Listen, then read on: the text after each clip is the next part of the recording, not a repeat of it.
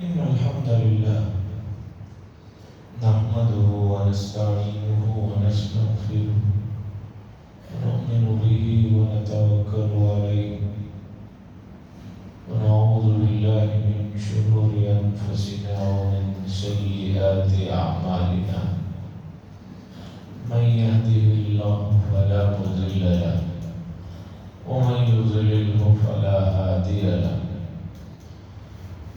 ونشهد أن لا إله إلا الله وحده لا شريك له ونشهد أن سيدنا ونبينا ومولانا محمدا عبده ورسوله أرسله الله تعالى إلى كافة الناس بشيرا ونذيرا أما بعد فإن أصدق الحديث كتاب الله وخير الهدي هدي محمد صلى الله عليه وسلم وشر الأمور محدثاتها وكل محدثة بدعة وكل بدعة ضلالة وكل ضلالة في النار.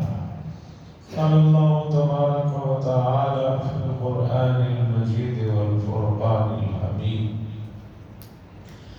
ما كان محمد أبا أحد من رجالكم ولكن رسول الله وخاتم النبيين وكان الله بكل شيء عليما. وقال صلى الله عليه وسلم: أنا خاتم النبيين ولا نبي بعدي، أو كما قال صلى الله عليه وسلم. عزیزان محترم، گزشتہ کئی جمعہ سے توبہ سے متعلق آپ حضرات کے سامنے قرآن و حدیث میں اس موضوع پر جو چیزیں ہیں ان میں سے کچھ میں نے آپ کے سامنے رکھا.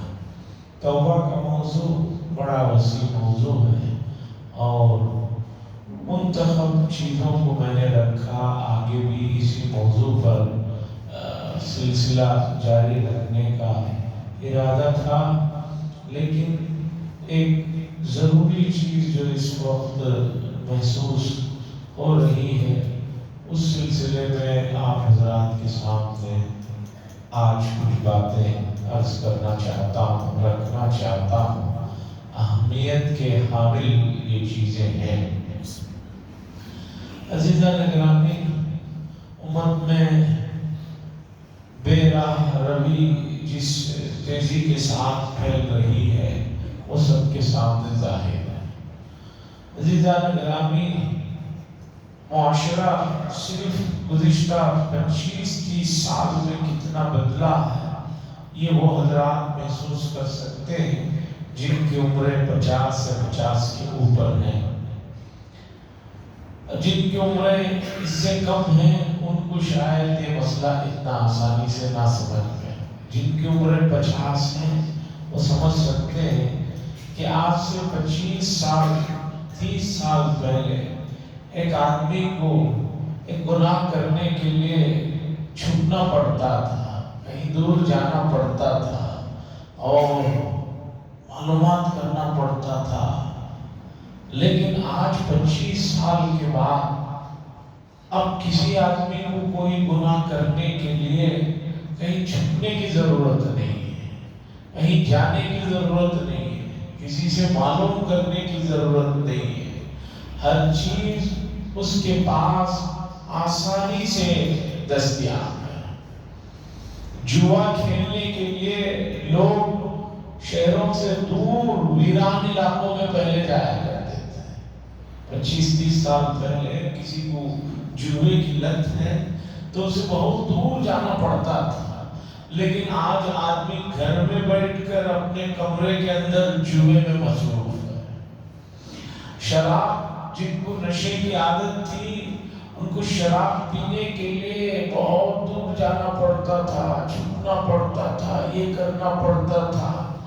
آج اتنی زیادہ سہولت ہو گئی ہے کہ آدمی اپنے گھر میں بیٹھے ہوئے گھر کے پاس ہی شراب منگوا لیتا ہے اور کسی کو پتہ بھی نہیں چلتا.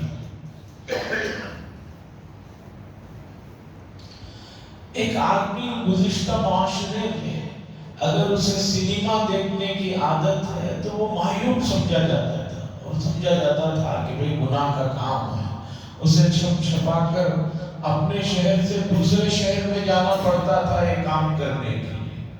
آج کوئی مسئلہ نہیں، وہ گھر بیٹھے ہوئے اس گناہ کو کر لیتا ہے، اسے معلوم بھی نہیں ہوتا۔ تو معاشرے میں جو چیزیں 25 سال پہلے گناہ کی جس کا تصور مشکل تھا عام آدمی کے لیے، آج وہ گناہ بہت آسانی سے آدمی کر رہا ہے۔ یہ ایک حقیقت ہے۔ دوسری، گناہوں میں سب سے بڑا گناہ یہ ہے کہ ہر وہ چیز جو آدمی کے ایمان کو خطرے میں ڈال لے گا، یہ چیز سب سے بڑا گناہ ہے، اس لیے کہ آدمی کے پاس ایمان ہی نہ رہے تو پھر اب اس کا کیا مسئلہ رہ جاتا ہے۔ پہلے اس چیز کو بھی بہت ایک ناممکن چیز سمجھی جاتی ہے۔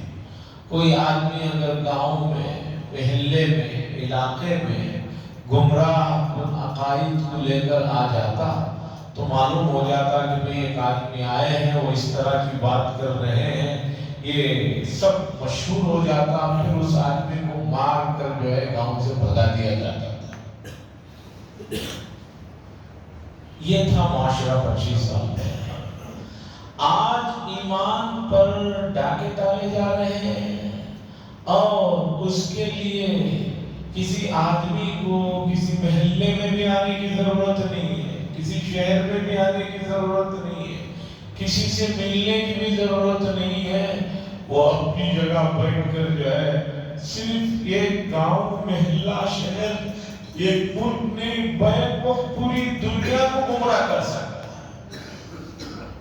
اور یہ ہو رہا ہے۔ اور امت اس سلسلے میں بالکل امت کی سادگی کہی ہے یا ان کی لا علمی کہی ہے، ان کی نادانی اور بھولا پن کہی ہے کہ ان کو معلوم ہی نہیں ہو رہا کہ فتنے کیسے پنپ رہے ہیں، فتنے کیسے پھیل رہے ہیں۔ امت اس سے بالکل دور ہے۔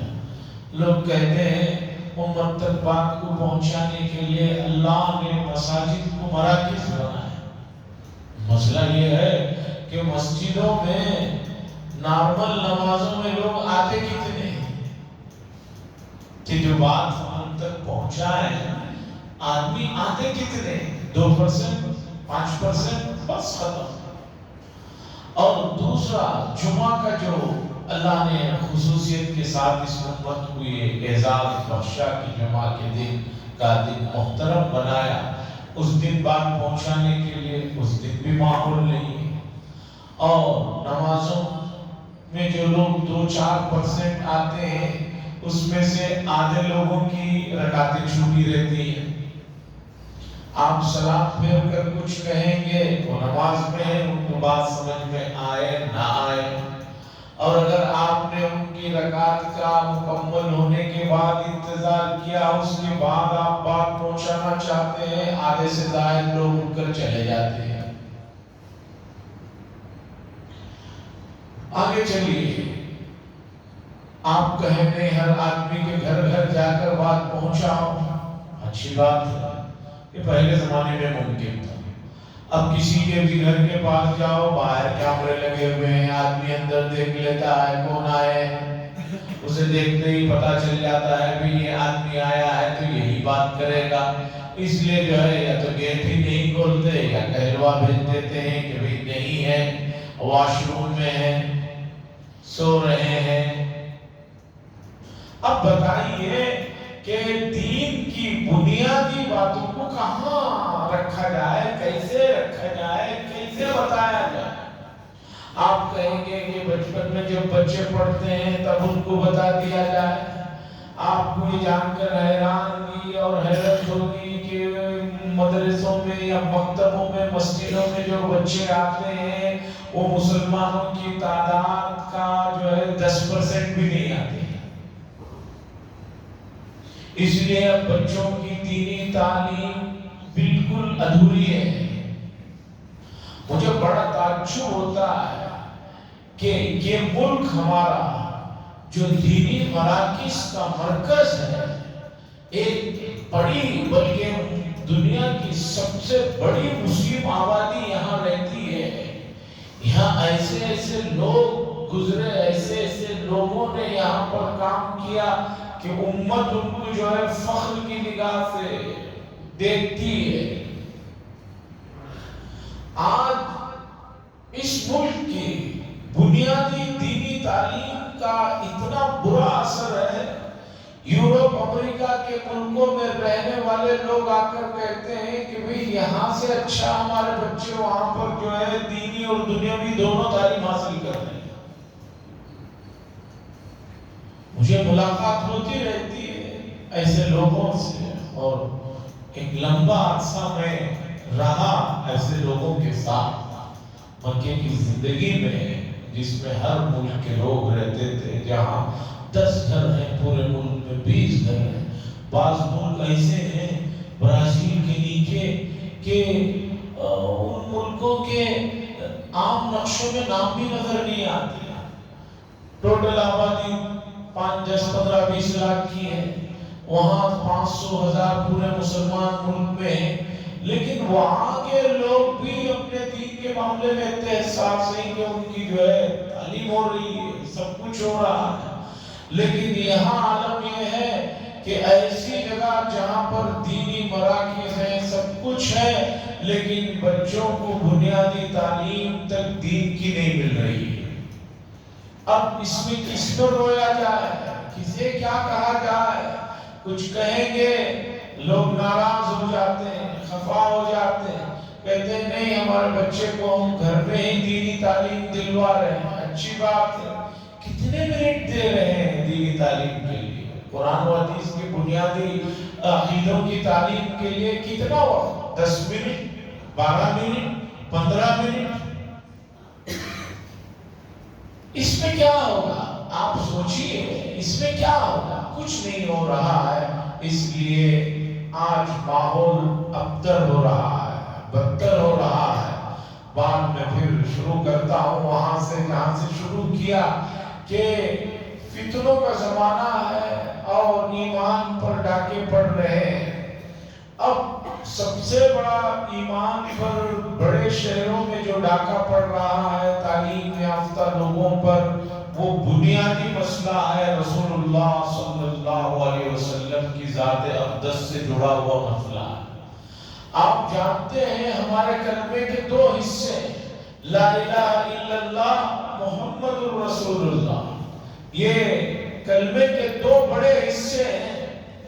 آج دوسرے حصے پر ڈاکے پڑ رہے ہیں، اور میں نے کہا کہ بھئی پہلے کوئی ایک آدمی بھی کسی شہر میں غلط خیالات والا آ جاتا تھا، لوگ اسے مار کر شہر سے بھگا دیتے تھے۔ آج ایسا نہیں ہے، آج کسی کو بھگانے کی ضرورت نہیں ہے، وہ آپ کے گھر کے اندر آپ کی بیڈ روم میں گھس کر اپنے نظریات کو آسانی کے ساتھ رکھ رہا ہے۔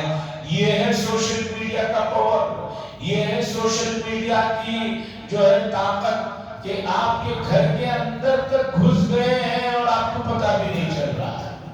عزیزان گرامی، اس وقت سب سے بڑا مسئلہ ہے تحفظ ختم نبوت کا۔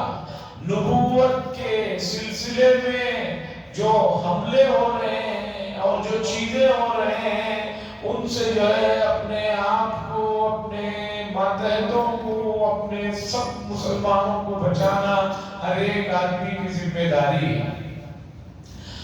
حضرات انبیاء علیہ السلام کا جو سلسلہ شروع ہوا حضرت آدم علیہ السلام سے لے کر وہ حضرت محمد رسول اللہ صلی اللہ علیہ وسلم پر آ کر ختم ہو گیا۔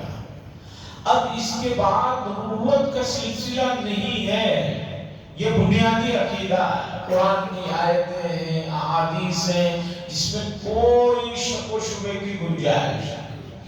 بہت سے لوگ یہ سمجھتے ہیں کہ بھئی ختم نبوت کا مسئلہ ایسا نہیں ہے جیسے جو ہے لوگ سمجھ رہے ہیں۔ لوگ حضور صلی اللہ علیہ وسلم نے آپ کو بتا دیا گیا تھا قیامت کے قریب بہت سے فتنے ہوں گے، اس میں بہت سے لوگ ایسے ہوں گے جو اپنے آپ کو نبی ہونے کا دعویٰ کریں گے، اور دعویٰ کر رہے ہیں، اور لوگوں کی لا علمی اور جہالت کا عالم دیکھیے، سب سے زیادہ تعلیم یافتہ لوگ، آئی ٹی سیکٹر میں کام کرنے والے انجینئرز اور ماہرین متخصصین ان لوگوں سے متاثر ہو رہے ہیں۔ جو لوگ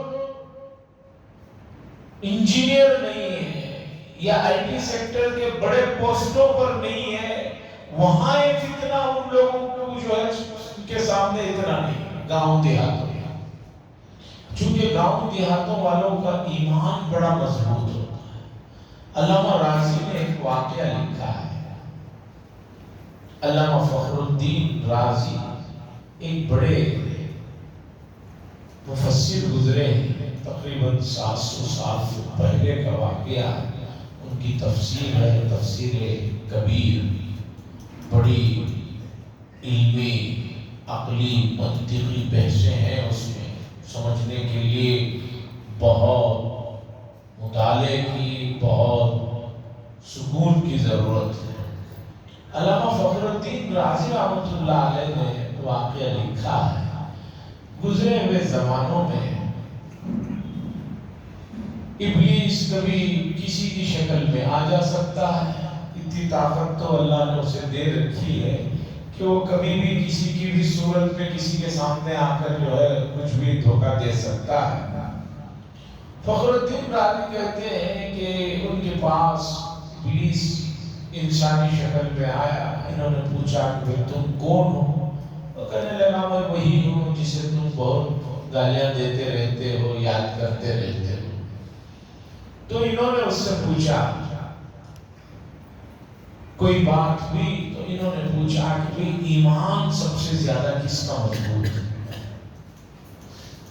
ابلیس نے کہا سب سے زیادہ گاؤں والوں کا ایمان مضبوط ہے، ان پڑھ کا ایمان مضبوط ہے۔ انہوں نے کہا میرے سے بھی زیادہ؟ تو اس نے کہا آپ سے بھی زیادہ۔ ان کو بڑا تعجب ہوا کہ بھئی میں تو دلائل کے ساتھ اللہ کے وجود کو مانتا ہوں، ایک ہونے کو مانتا ہوں۔ انہوں نے کہا کہ مجھے یہ بات سمجھ میں نہیں آ رہی۔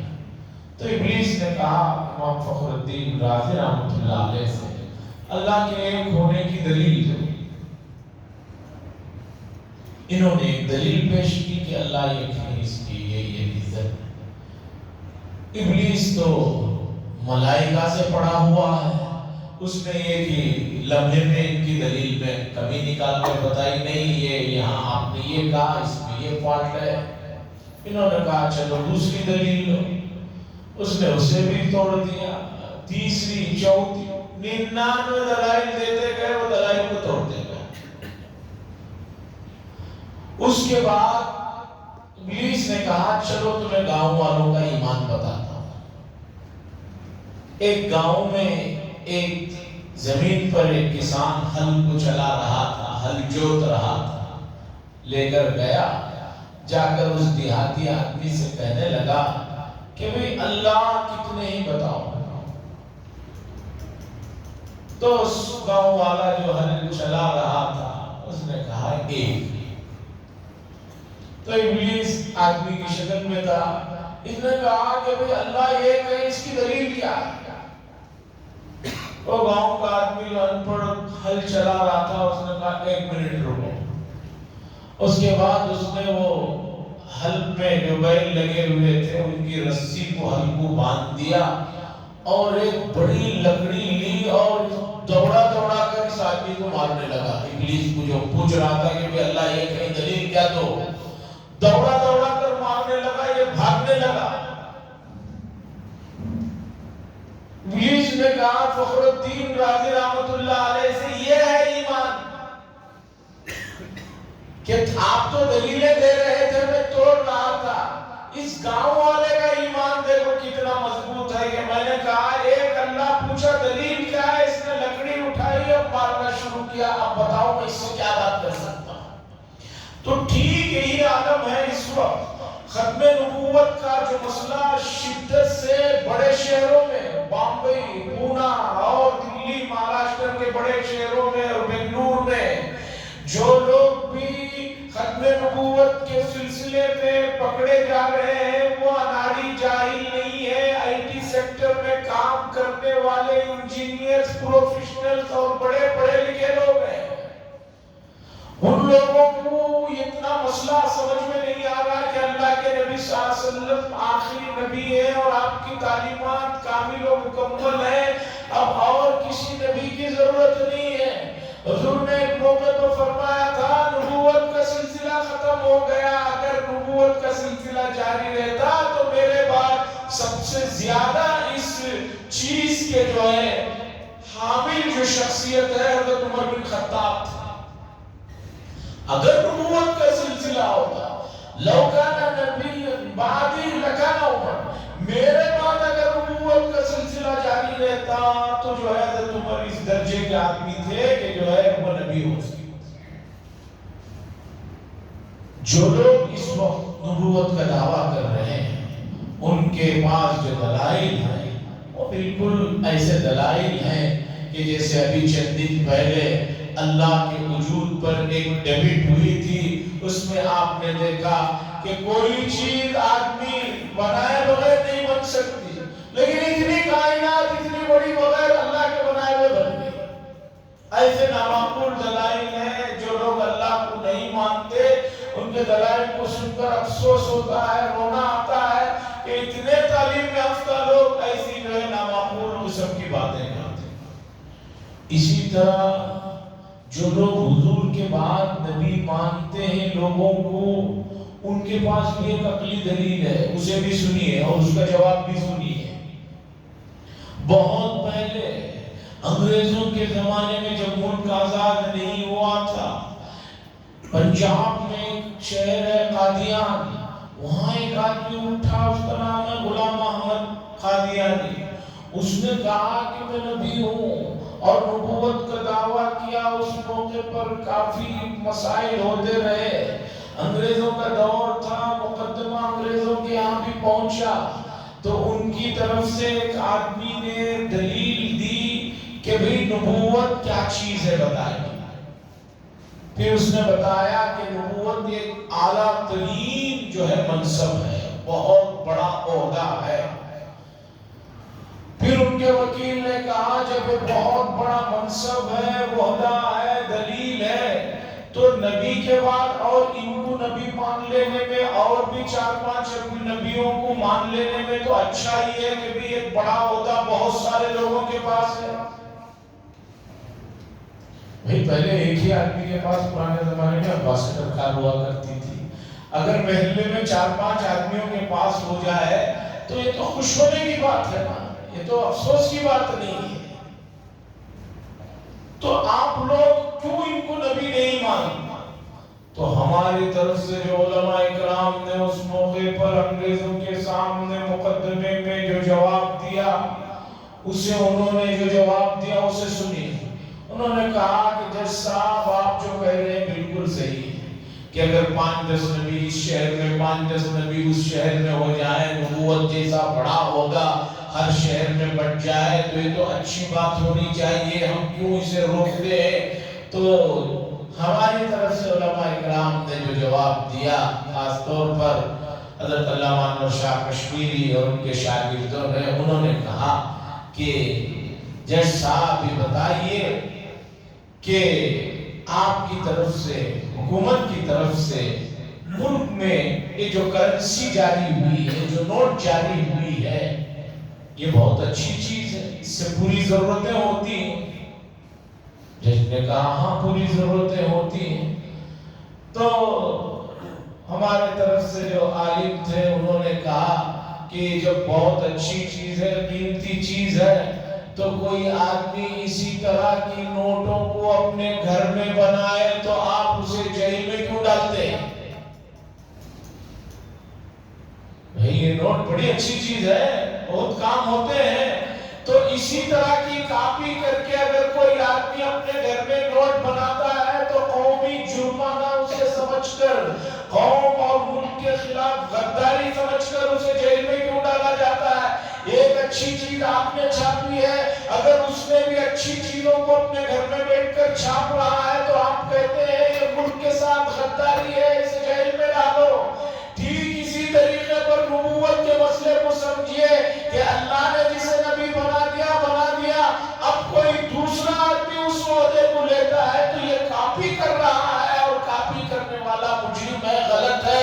یہ عقلی دلیل انہوں نے دی تو تب جا کر انگریزوں کو بھی بات سمجھا۔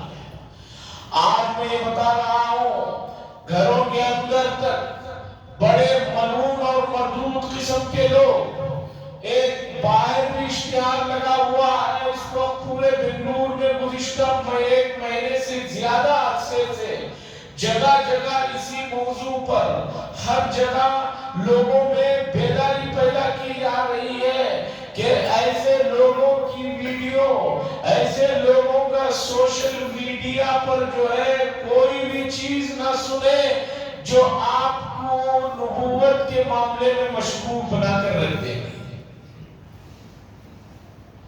آپ کے پاس اتنا مطالعہ بنیادی نہیں ہے کہ آپ جو ہے ان چیزوں کو، ان خباثتوں کو سمجھ سکیں۔ امت کا جو طبقہ نمازی ہے، مسجدوں میں آنے والا ہے، جو 5-7% ہے، اس 5-7% نمازیوں میں سے بھی بہت سے نمازی ایسے ہیں کہ نماز میں پڑھی جانے والی بنیادی چیزوں کا معنی مطلب بھی نہیں جانتے۔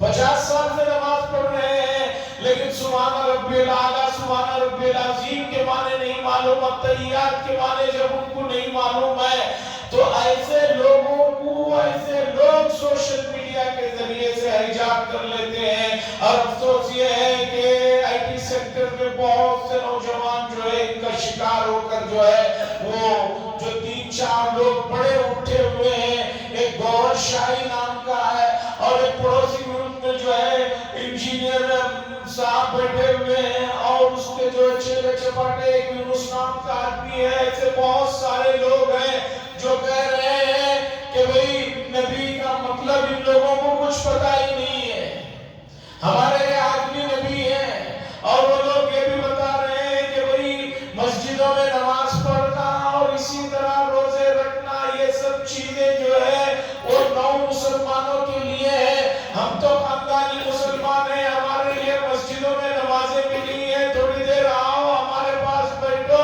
اور وہیں پر جو ہے اللہ کو یاد کر لو، کام ہو جائے۔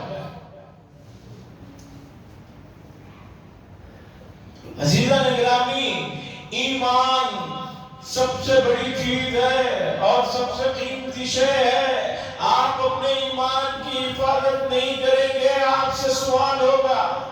آپ کے ایمان کی حفاظت کی ذمہ داری پڑوس کے لوگوں پر نہیں ہے، آپ کی اپنی ذمہ داری ہے۔ آپ اپنی چیزوں کی حفاظت کرتے ہیں اور اپنی چیزوں کی دیکھ بھال کے لیے جو کچھ کرتے رہتے ہیں، اس سے کہیں بڑھ کر ایمان اللہ کی طرف سے دی ہوئی نعمت ہے، اس ایمان کی حفاظت فرمائیے۔ ملک میں موجودہ حالات ایسے ہیں کہ امت کو زیادہ سے زیادہ حصوں میں تقسیم کر کے جو ہے ان کا شیرانہ کرنے کے لیے لگے ہوئے ہیں۔ ایسے میں امت اگر رسول اللہ صلی اللہ علیہ وسلم کے نام پر متحد نہ ہو، آپ کی نبوت کے مسئلے میں بھی امت جو ہے منتشر نظر آئے، اتفاق نہ کرے اور نبوت کے معاملے میں بھی دھوکے کھاتی رہے، تو امت کے لیے اس سے بڑا المیہ اور اس سے بڑا جو ہے تعزیانہ اور کچھ نہیں ہو سکتا۔ قرآن مجید نے کہا ما كان محمد ابا احد من رجالكم ولكن رسول اللہ، رسول اللہ صلی اللہ علیہ وسلم تم میں کسی مردوں کے والد نہیں ہے، اس لیے کہ رسول اللہ صلی اللہ علیہ وسلم کے جو اولاد تھی، لڑکیوں کے علاوہ جو بچے تھے وہ کم عمری میں انتقال ہو گئے تھے۔ ولیکن رسول اللہ، لیکن جو ہے اللہ کے جو نبی ہیں وہ اللہ کے رسول ہیں، وہ خاتم النبیین اور نبوت کو ختم کرنے والوں میں سے ہیں۔ رسول اللہ صلی اللہ علیہ وسلم کے بعد جو آدمی نبوت کی بات کرتا ہے وہ گویا رسول رسول اللہ صلی اللہ علیہ وسلم کی چادر کو، آپ کے کپڑوں کو آپ کے بدن سے کھینچ رہا ہے، اسے داغدار کر رہا ہے، ایسے آدمی کی بات سننا بھی حرام ہے، اسے دیکھنا بھی حرام ہے، اس کی طرف التفات کرنا بھی حرام ہے۔ فقہائے کرام نے مسئلہ لکھا ہے، اگر کوئی آدمی یہ کہے کہ میں بھی نبی ہوں، تو سامنے ایک مسلمان اس سے کہے کہ بھئی دلیل پیش کرو تم نبی کہتے ہو، تو یہ ایمان سے نکل جائے۔ کوئی آدمی یہ کہے کہ اللہ دو ہیں، چار ہیں، اور ایک آدمی پوچھ رہا ہے اس سے کہ بھی دلیل دو، تو اس کا مطلب یہ ہے کہ اس کے خیال میں ہو سکتا ہے کہ بھی اللہ دو چار ہو جائے، تو توحید کا رہی۔ اسی طرح رسالت کا باقی رہی، جو رسول اللہ صلی اللہ علیہ وسلم کے رسالت کے سلسلے میں شک و شبہ کرے۔ عزیزان گرامی، اپنی اولاد کی جسمانی اور ان کی مالی اور ان کی دوسری ضرورتوں پر امت جتنا غور و خوض، جتنی فکر کر رہی ہے، وہ اپنی جگہ صحیح ہے، اس سے شریعت منع نہیں کرتی، لیکن آپ کی اولاد کی ایمان کی آپ فکر نہیں کریں گے، آپ اس سلسلے میں حساس نہیں ہوں گے کہ آپ کے بچے آپ کے گھر کے اندر کون کون سی چیزیں دیکھ رہے ہیں جو ایمان کو برباد کر رہی ہیں، تو آپ کو کیا ہوگا؟ کئی محلوں میں اس طرح کے لوگ ملے، جب جا کر ان کو پکڑا گیا، ان کو پوچھ کر ان کے ماں باپ سے بات کی گئی کہ بھئی آپ کا بچہ جو ہے نبی کے سلسلے میں دوسرے آدمی کو نبی مان کر اس سلسلے میں دوسروں کو پیغامات بھیج رہا ہے، میسجیں بھیج رہا ہے، تو ان کے والدین ایک دم ہکا بکا ہو گئے، کہنے لگے ہمیں معلوم ہی نہیں ہے، ہمیں اندازہ ہی نہیں ہے۔